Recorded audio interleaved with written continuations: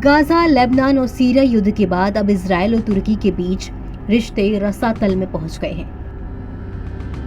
Israel के PM Benjamin Netanyahu और मुस्लिम देशों का खलीफा बनने का सपना देख रहे तुर्की के राष्ट्रपति रेसेप तैयब एर्दोगन के रुख से पश्चिम एशिया से लेकर भूमध्य सागर तक माहौल तनावपूर्ण हो गया है। इजराइल और तुर्की के बीच ताजा विवाद का केंद्र सीरिया बना रहा, जहां एर्दोगन के समर्थन वाले HTS विद्रोहियों ने बशर अल असद के भागने के बाद सत्ता पर कब्जा कर लिया है।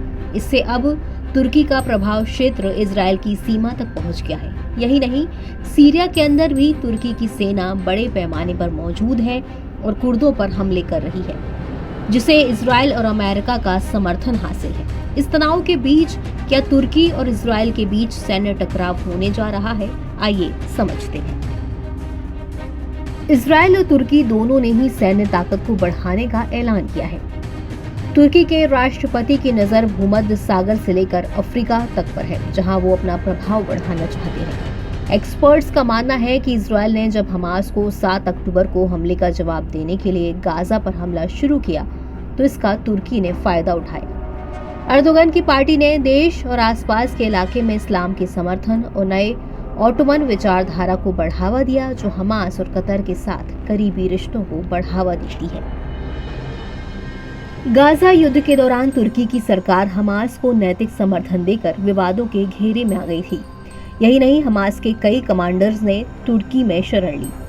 तुर्की लगातार इजराइल पर निशाना साध रहा है। तुर्की ने धमकी दी थी कि अगर इजराइल ने लेबनान पर हमला किया तो तुर्की भी जंग में कूद पड़ेगा, लेकिन ऐसा करने का साहस वो नहीं कर पाया। सीरिया में HTS की सफलता में तुर्की की खुफिया एजेंसी ने बड़ी भूमिका निभाई। सीरिया की असद सरकार ने अपने लाखों शरणार्थियों को तुर्की से वापस बुलाने से इनकार कर दिया है। अब HTS इसमें तुर्की को सहयोग कर रहा है। सीरिया में HTS राज आने के तुरंत बाद इजराइल ने सीरिया के माउंट हरमन पर कब्जा कर लिया। यही नहीं, इजराइल ने सैकड़ों हमले करके सीरिया की असद सेना के हथियारों को तबाह कर दिया। वहीं इजराइल ने भी कुर्दों के खिलाफ तुर्की की सेना के अभियान की निंदा की है। इजराइल ने सीरिया में करीब 10 किलोमीटर अंदर घुसकर बफर जोन बना लिया है।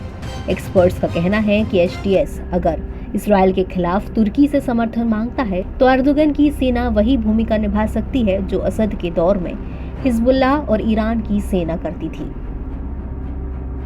तुर्की और इजराइल के बीच पर्दे के पीछे से तनाव अब तक चला रहा था, लेकिन अब ये बढ़ रहा है।